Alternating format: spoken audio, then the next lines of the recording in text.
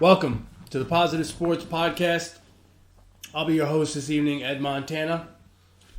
Alongside me today, my brother, Alex. What's going on, man? I would ask how you're doing, but... Yeah, it's a very, this is probably going to be a different podcast than most of our others. Obviously, with the news of, the tragedy that the sports world and just everybody experienced yesterday. We usually joke around a lot and, just get on each other. But, this one, we should probably, just do a little differently and maybe honor Kobe Bryant, his daughter, and the rest of the people that passed yesterday, and kind of reflect and just give you our thoughts on what we thought of Kobe or how we and kind of how we're handling it, right? I mean, I think a lot of people are struggling with it, and it's difficult news to hear whenever someone passes, and someone of the fame and celebrity of Kobe Bryant, I think, makes it a little bit harder. I think when we see someone on TV, we feel like we can relate to them, and a lot of people, looked up to him for his basketball abilities, and more recently for his artistic abilities and him as a dad and stuff. And it's just been a tough day. It's been a really tough day. We're both fathers as well. We've got kids. Ironically, we both have 3 kids. And it's tough. The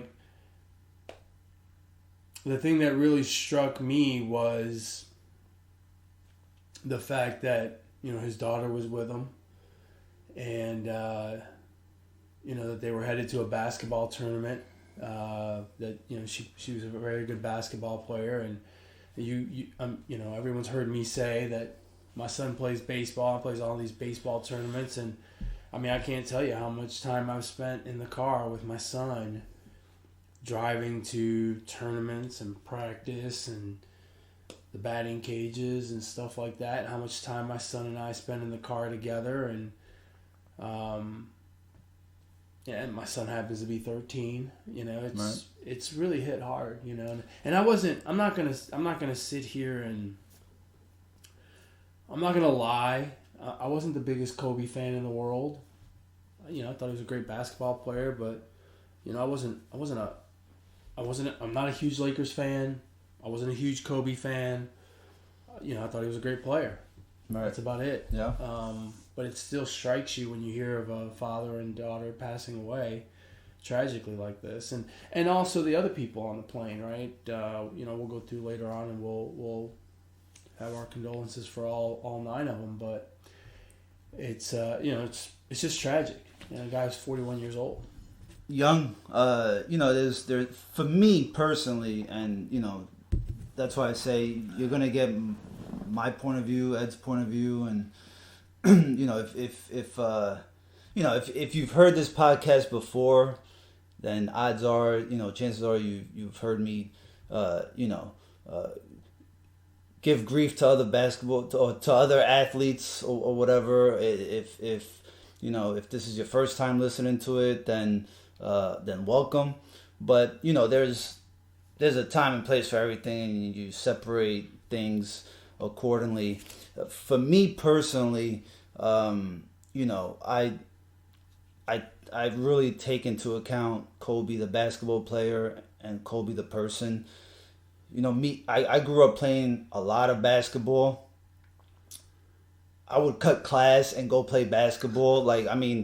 Seriously, that's how much I played basketball. I would come home from school, do homework, go to the park, right? And so for me, I started watching basketball around 92, and I got to catch, the prime era of Jordan, right? Winning all those championships. And, along that ride, I got to see Kobe come into the league, and as a teenager, right? Almost my age. I mean, he's only 4 years older than I am, and you know, as Kobe was in the league, for years and years, right? You saw the comparisons between him and Jordan, and everybody, all of us wanted to go to the park and imitate Jordan. It was always imitating Jordan, whatever it was, right? Whether you were sticking your tongue out, whether you were shooting a fadeaway or trying to, imitate the jump man, right? The jump man symbol, right? I mean, that's how it was for me, you know? And I didn't have a basketball team growing up, but I loved Michael Jordan, like I just loved his game, right? His competitiveness, right?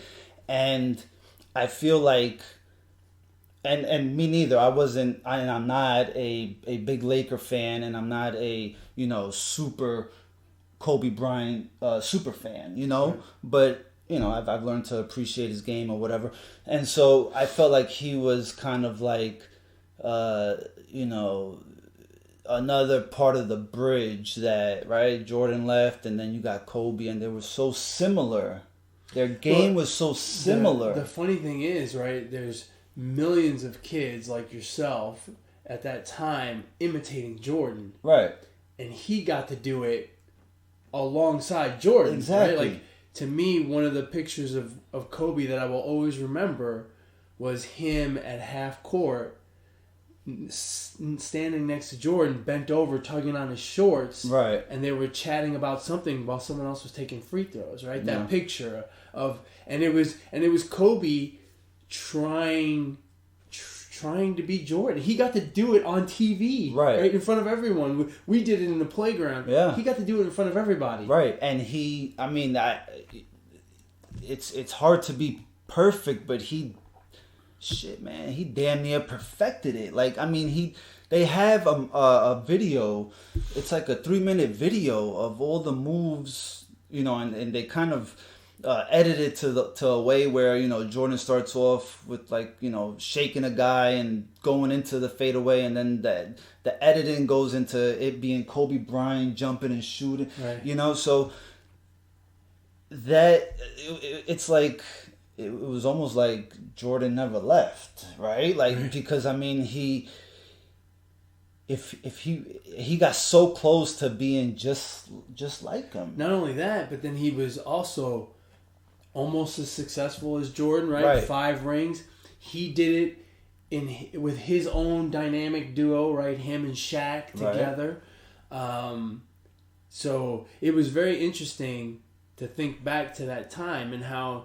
Yeah, there was a song, I Want to Be Like Mike, right, that they played on those commercials, and all of us, millions of kids out there, were trying to be like Mike, and he got to do it, and he got to do it in front of everyone. Right. One of the things I remember most about Kobe is, or that I reflected upon yesterday and today is, he lived more than half of his life in the public eye, right? He got drafted right out of high school by the Charlotte Hornets, who then traded him to the Lakers, right? They finagled that deal so that he ended up in L.A. And he literally grew up on TV in front of us, right? He was 17 when he got drafted, and we saw him for 20 years in the NBA until he was 37, almost 38 by the time he retired. Yeah. And then... he wasn't in the public eye all the time, but, he was still active. Him and his wife have a foundation, a charitable foundation, so he's very visible with that. But then he went on to do a short movie that won an Oscar. So he lived more than half of his life in front of us, and we got to see it. We got to see it all, right? Right. The good, him as a basketball player, probably one of the top 75 players of all time, for sure, right? Winning championships. The bad, right? The spat with Shaq and stuff like that. Yeah. The ugly, the case in Colorado. Which, by the way, he was such a competitor that wasn't that the game that he flew out to he flew from after the court or something, and Yeah, he dropped like 40 points, and then had to like fly back to. I mean that's what stands out to Kobe for me, man. Like his competitiveness, it was, he wanted to beat you at whatever game, and he had no ill intentions, but he just wanted to win on the basketball court, and it feels like that translated to life itself, right? To he wanted to win at being the best role model to his kids, to being the best teacher to Gigi, to being the best short film writer, to being whatever other things he had going on or was about to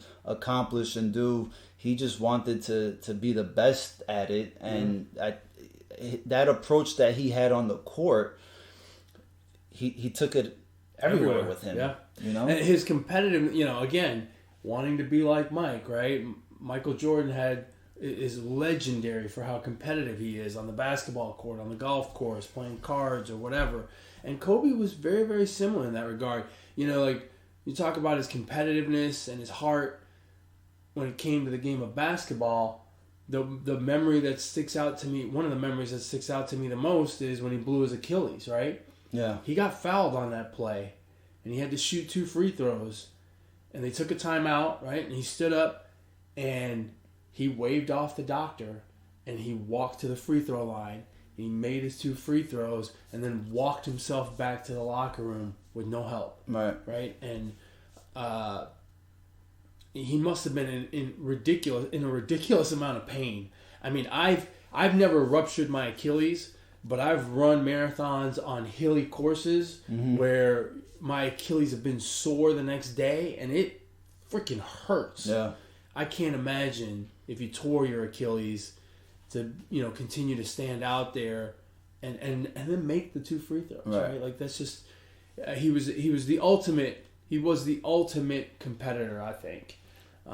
Just an incredible competitor. I know when Michael Jordan was playing basketball, right? Even towards the end of his career, social media wasn't as big, right? Right. It is now, right? And we still have Jordan, but I feel like Jordan is not as accessible as Kobe Bryant has made himself to be, right? So then after basketball, we kind of, he goes into his short film and all this side stuff, right? The Detailed, which he does on ESPN, right? The short TV show on ESPN, right? And so he's actively tweeting on social media, and obviously, right? I mean, if you try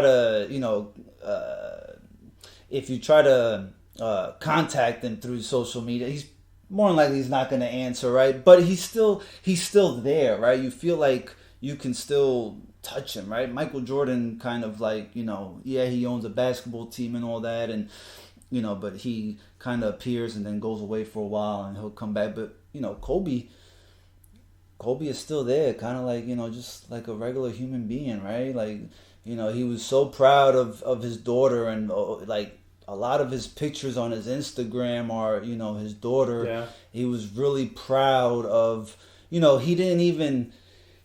he really didn't want to get into basketball, and the reason why he got back into basketball after retirement is because his daughter showed interest, and so that kind of made him,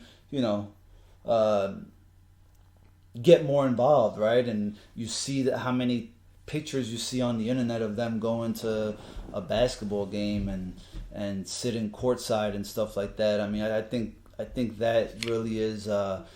Is neat to see, and I got a daughter myself, and we're pretty close, and we spent a lot of time together, and so I would imagine that in today's world, trying to bring up one daughter is difficult. He's had to bring up 4 daughters.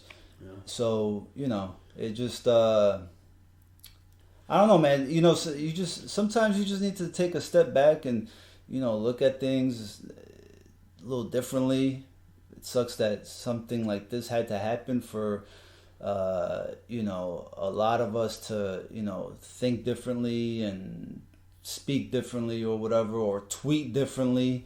But hopefully it makes good out of people. Yeah, I think, a lot of you're right. We get caught up in our lives and whatnot, and you and myself and Jay are on a text together, and I think the three of us are pretty good about, just talking to each other, and sometimes we get heated in those discussions, but every now and then, right, something will happen, a holiday or birthday or something, and we'll send out a text that says, "I love you guys," or feeling blessed to have you guys in my life or whatever. And I'm sure that there are a lot of people today that are reaching out to their kids or their spouses or other friends and relatives and saying that stuff. And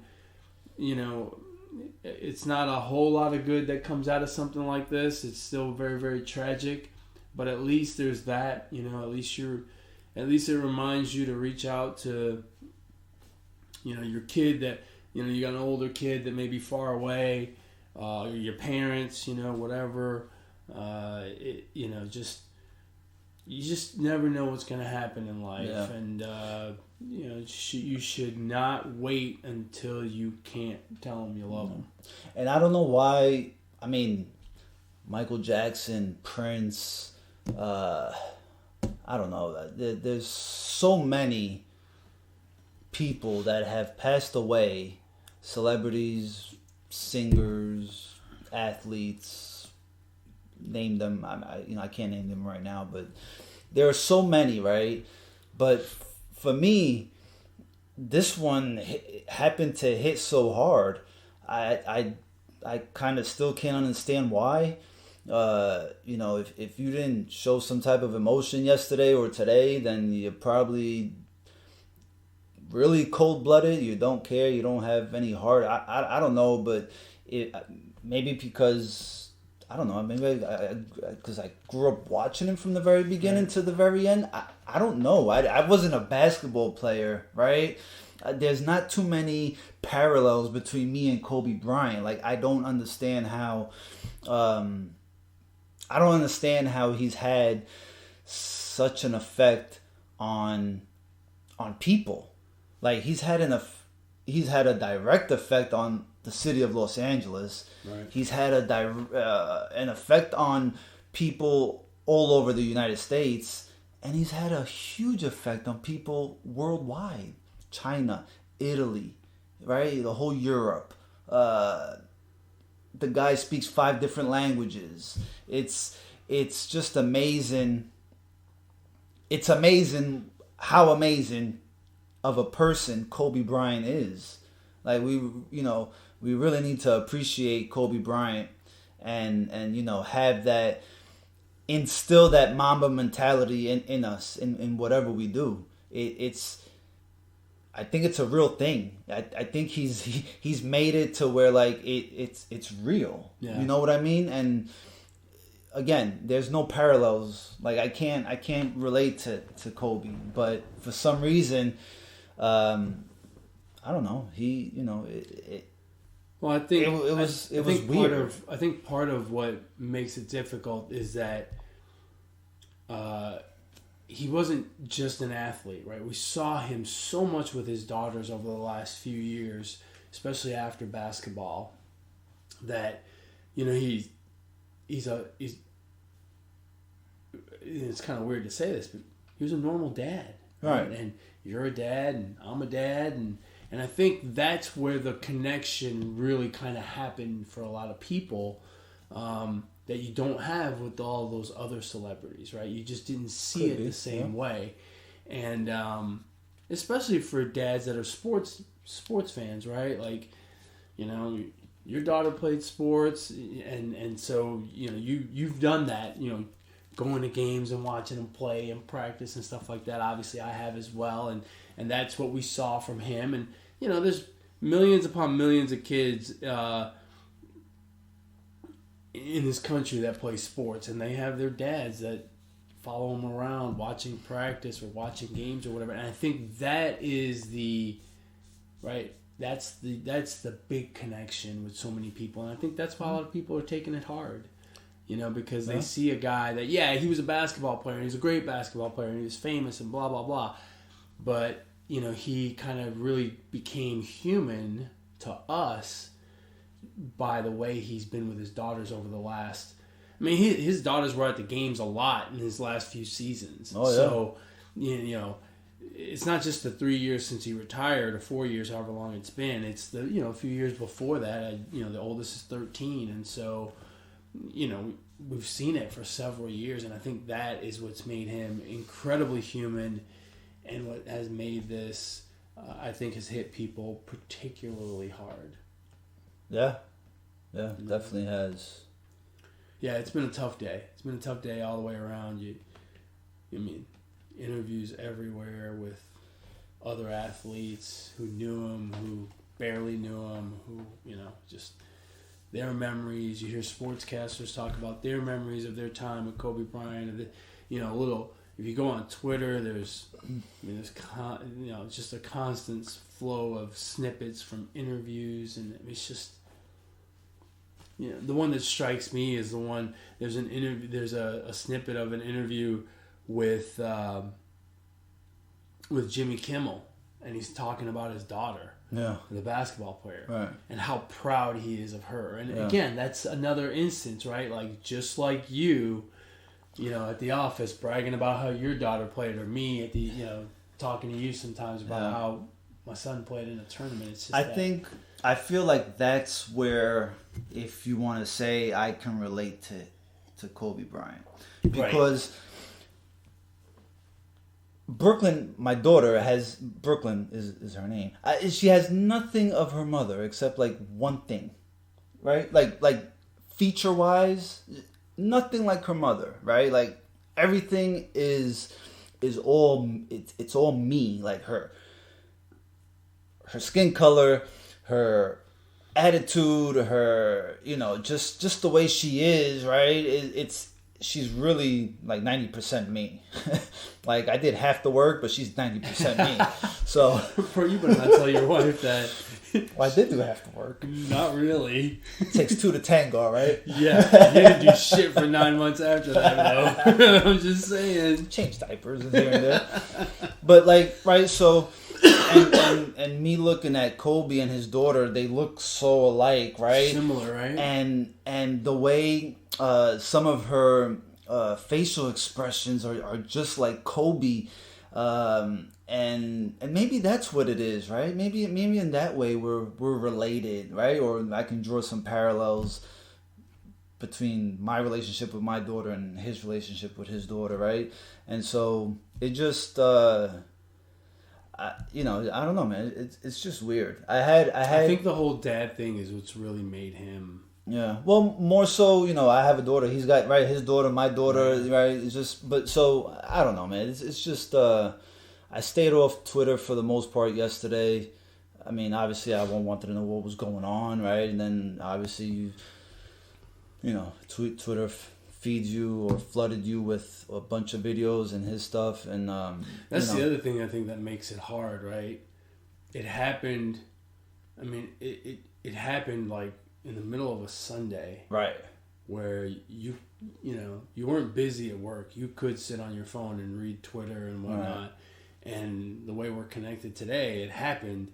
It happened, and not even an hour later. Oh yeah, right? Like at the first report. The first tweet I saw was less than an hour after they found the wreckage. Mm-hmm. It's like, and it's like Kobe was on that plane. Whoa, is it real? Is it not real? And you go through all that and trying to verify, and just terrible, man. I can't imagine what his wife is going through yesterday and today. We'll never know, and I hope I never. We'll never out. know. I never want to find out. I mean, my heart breaks for her because it's one thing to lose a husband. It's one thing to lose a kid, man, to lose both in one fell swoop is just it's.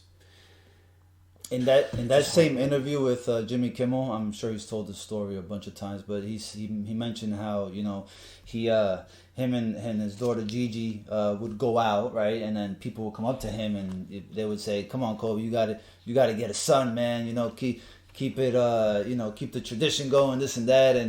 And then he said his daughter turned and he said, "Oh no, I got this. Like I'm gonna be the one to carry the tradition." And that that same fire he had. That really struck me when I heard that story. And so when I hear something like that, I think of my daughter and I think of you and Eric. I think of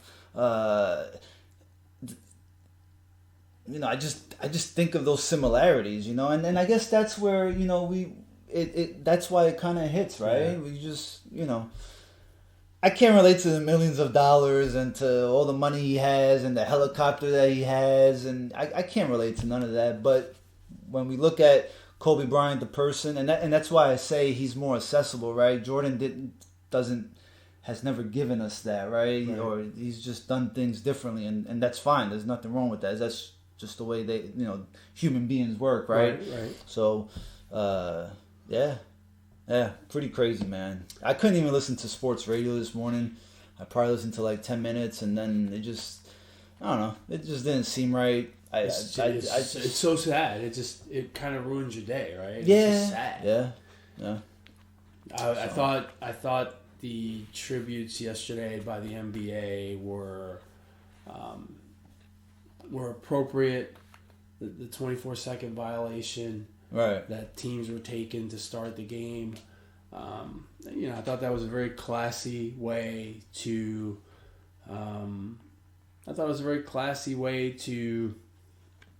Honor him on the day. You know what it reminded me of? It reminded me of NASCAR when Dale Earnhardt Sr. died. He was number 3. Mm-hmm. They would not race the first 3 laps the following week when they had a race.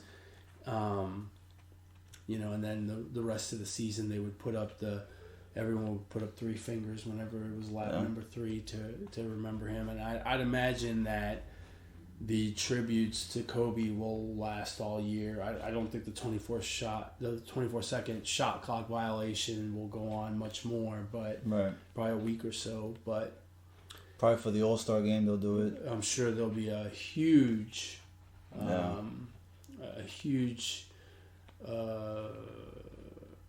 tribute to Kobe at the All-Star game.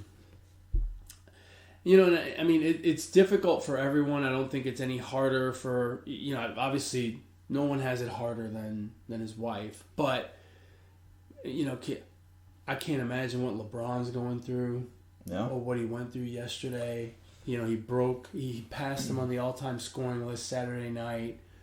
There was a lot of comments and little snippets on ESPN about him and Kobe. Leading up to Saturday night. He was only, I think, 17 points away, so it's pretty much a given that he was going to break it on Saturday in Philadelphia, where he was from. And then to hear the interview with LeBron after the game, where he talks about Kobe, is that's one of the eeriest things I think I've ever seen. Just to have a player talk about another player like that. Basically 12 hours before he passes away, it's freaky. I can't imagine what, and he's on the Lakers. He's part of that organization. I think that organization as a whole is probably struggling today. My heart goes out to them as well. And man, it's just heartbreaking all the way around. Yeah, think about the players. We're talking about how how it affected us and how we're reacting to it. We can't touch him. We can't pick up the phone and text him, call him, right?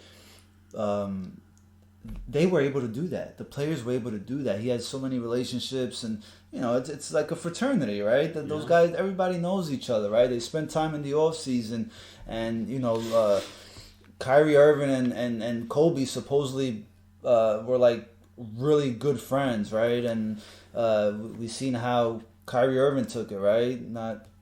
Not playing yesterday and kind of leaving practice or whatever, or the shoot around, and so I can't imagine what those guys are going through. There's so many players that looked up to Kobe. Yeah. You know, he had become a bit of a father figure in the NBA, talking to young guys like Trae Young and stuff like that. And the other thing too is the NBA, probably more so than other sports, the players are much more close knit. Mm-hmm. They're a tighter bond because a lot of those guys, if they're 1 or 2 or 3 years apart, they've been playing in tournaments together since they were 7 or 8 years old, and those AAU tournaments and whatnot, traveling the country. And then, when they get to the NBA, it's not like the NFL where there's 54 guys on a roster, and the roster, 40% of the roster turns over every year. In the NBA, there's only 12 guys. The roster only changes 2 or 3 people, right? Which would be 25% of the roster. So there's more consistency, right, in the rosters, and so you know that when you go to Philly, if you're the Lakers, when you go to Philly, if you want to hang out with Ben Simmons the night before, you get there a day early, you can do that. When you do your West Coast swing, you can hang out with LeBron or Anthony Davis out there now. It's when you do the Texas swing, you can come, you can hang out with Harden and Westbrook and Porzingis if you're friends with him. You know what I mean? Like there's more of that camaraderie outside of just playing basketball, which is why we see the super teams and players talking about recruiting players to come play with them when they become free agents and stuff like that. Yeah. Basketball is just a closer knit group. I think it's a smaller group, and so it kind of makes sense. I remember in an interview, Kobe saying that during the 2016 NBA Finals, he gets a FaceTime call, and he's like, he hates FaceTime unless it's like his family, right? And it ended up being Kyrie Irving in the locker room after they, the Cleveland Cavaliers won the championship, and all Kyrie Irving was saying was, I took your advice, it worked. He was like really excited, and it like you say, like Kobe became a father figure to Kyrie Irving, and a mentor, and to so many other NBA players as well, So he's gonna have a lasting effect on the NBA, man, and if you look on a lot of people, if you look on going back to his career, if you look at his career accolades, I mean, it just sounds like, 5-time NBA champion, 2-time finals MVP, most valuable player, 18-time All-Star, 4-time All-Star Game MVP. That shows you how competitive he was, because no one tries in the All-Star Game, but he did. 11-time All-NBA first team, 2-time NBA second team, 2-time third team, 9-time All-Defensive first team, 3-time NBA defensive second team, 2-time NBA scoring champ, slam dunk contest winner, All-Rookie second team. I mean, two numbers retired. Yeah. 2 numbers retired by one franchise. How many people can even say that, right? I mean, just incredible. Yeah. It's just an incredible list of accolades. 20-year veteran, right? I mean, in one of those years he blew out an Achilles and came back. Think about it. He came out of high school, and he stunk it up in his first season against Utah, shooting all those air balls. Yeah. And that, he just didn't discourage himself. He just kept working. He just kept working, and there's endless stories if you YouTube it on how he be the first one. Jalen Rose was saying it this morning on Get Up. He was like, he embodied all the sayings that we hear first in, first out. He was like literally the first one in, last one out, right. or first one, last one out. Yeah, first one in, last one out. I mean, like, he left it all on the court. He embodied all those sayings that that we use or that. Did you see the clip about him talking about practice? No. He was talking about practice, and he goes, "Practice should be harder than the games." Oh.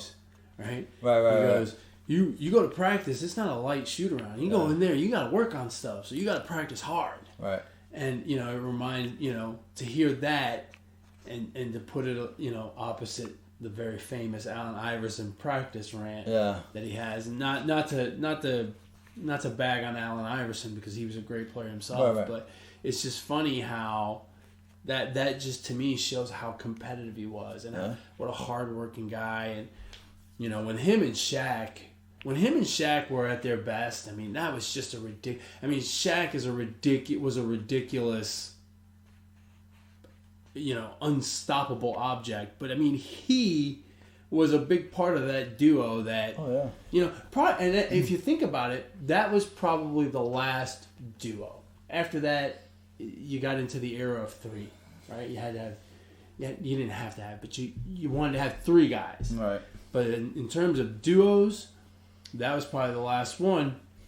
And that was more of a true duo as opposed to Michael and Scotty, because Michael and Scotty had, they had Paxson and Kerr, who were great outside shooters, Horace Grant on the inside to help them out, getting rebounds and whatnot. So while with the Bulls, we talk about Michael and Scotty, there was more to it. And there was more to those Lakers, too. I don't want to say that they were, just playing 5-on-2, but man, Kobe and Shaq were the engine of that team for sure.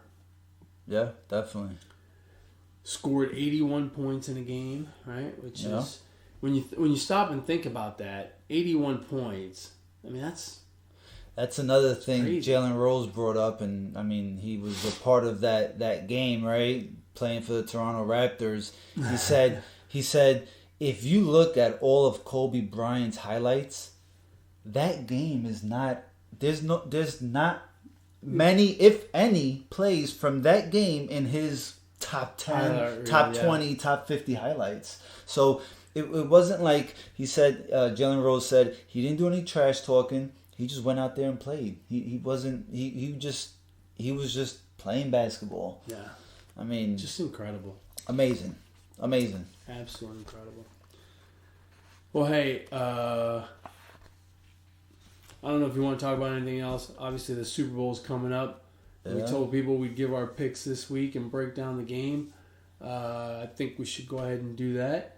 All right. Yeah. Well, yeah. Go ahead. So let's move on.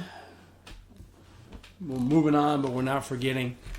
So let's go. We've got I think, to me, one of the most evenly matched Super Bowls that we've had in a while. The last few years, it feels like going into the game, we had a definite favorite one way or the other. Right.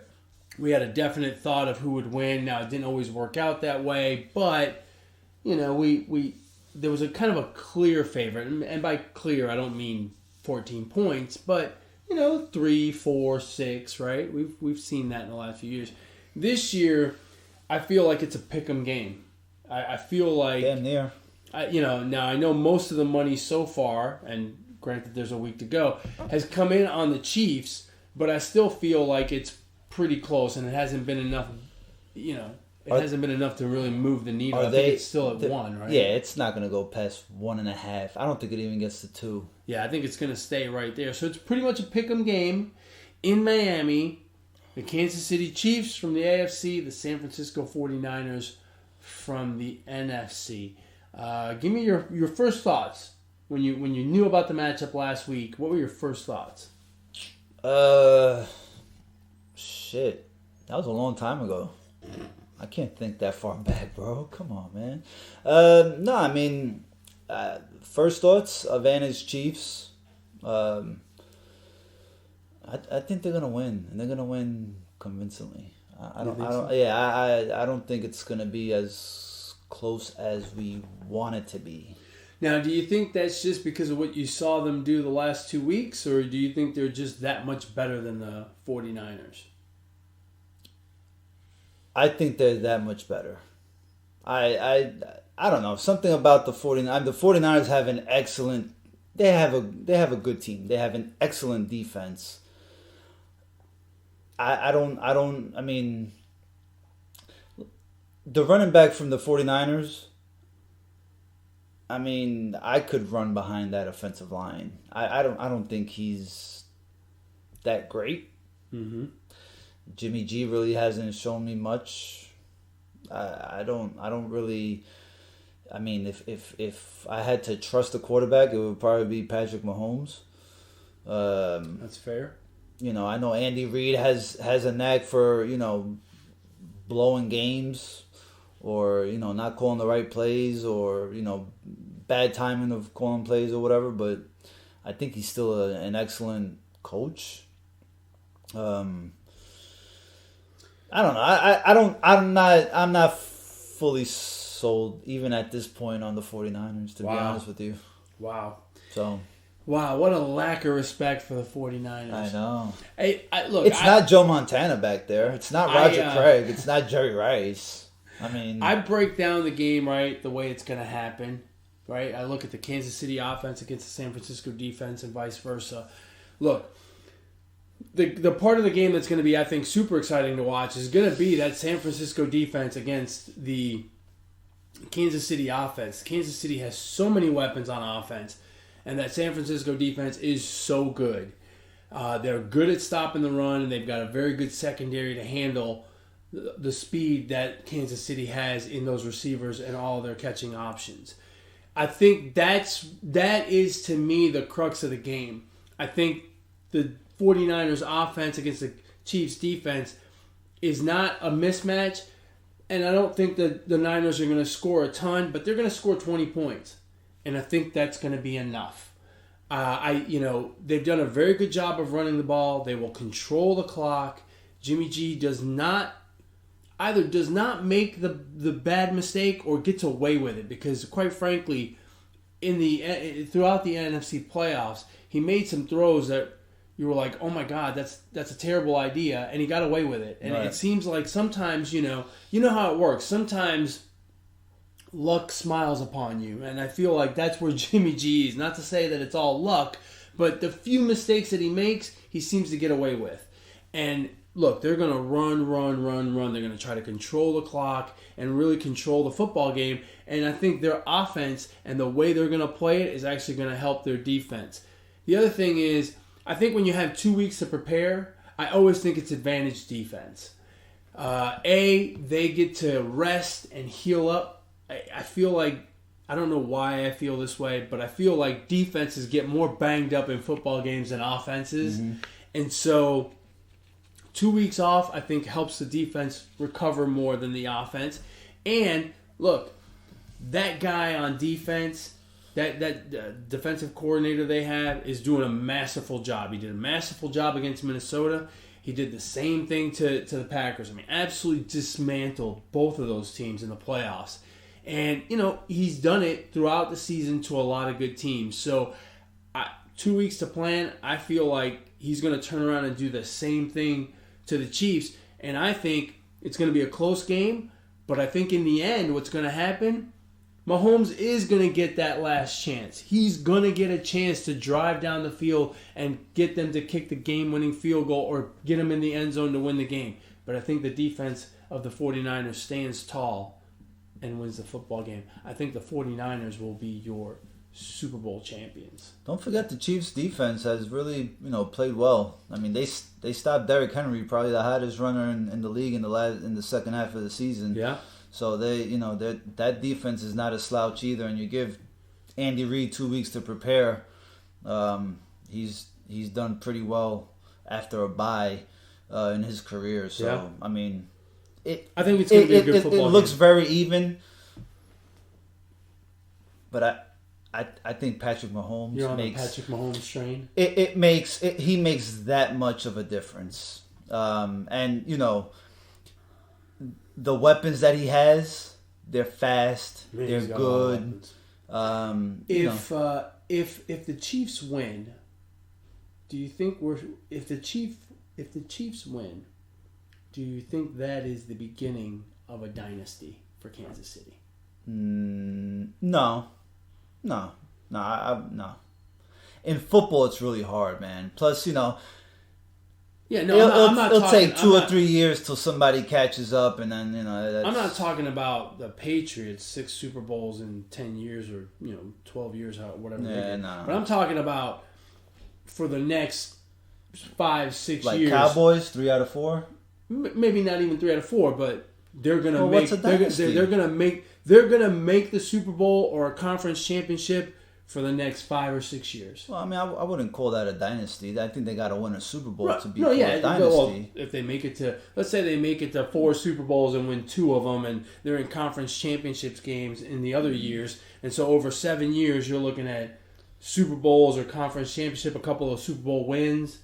That to me is a dynasty. A 7-year run like that, that's a dynasty in the NFL. Yeah, I mean, I think dynasties are built by winning championships. So, like, the Cowboys in the 90s, I think that's a dynasty. The Patriots, obviously. What the Yankees did in the 90s, that's a dynasty. They actually won, getting... Yeah, I agree with you. If over the next 7 years they make it to the Super Bowl 7 times, which would be quite a run.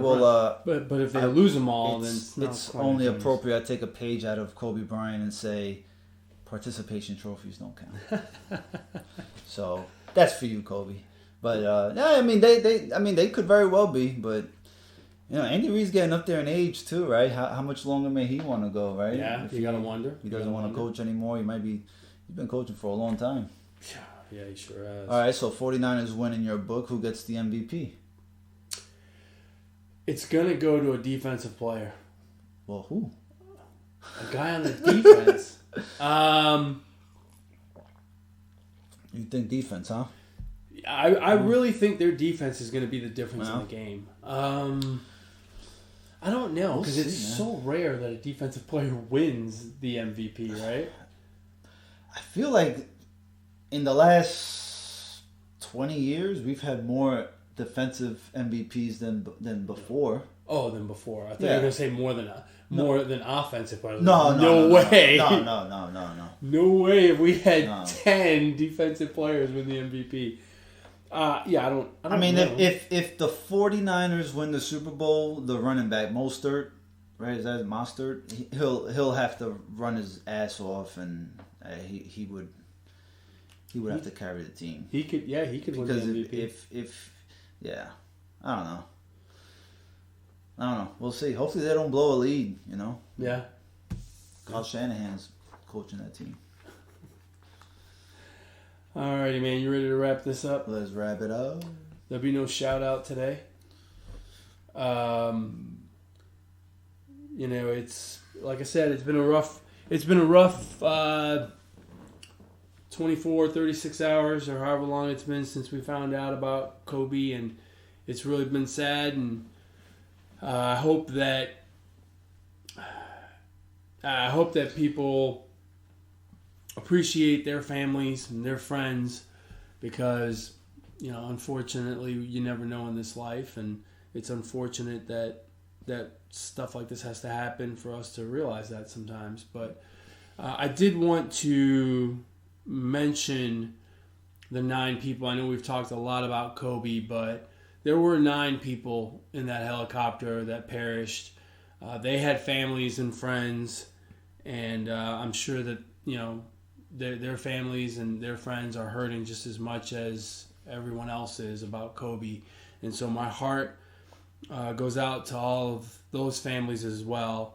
So the 9 people were Kobe Bryant, Gianna Bryant, Sarah Chester, Peyton Chester, John Altobelli, Carrie Altobelli, Alyssa Altobelli, Era Zaboyan, and Christina Mauser. For Alex and I, from the Positive Sports Podcast, our little itty bitty show, our thoughts and prayers go out to you and your families. May God be with you during these difficult times, and may you find peace and comfort in the memory of those loved ones. Ignore the negativity. Be the positivity. Peace.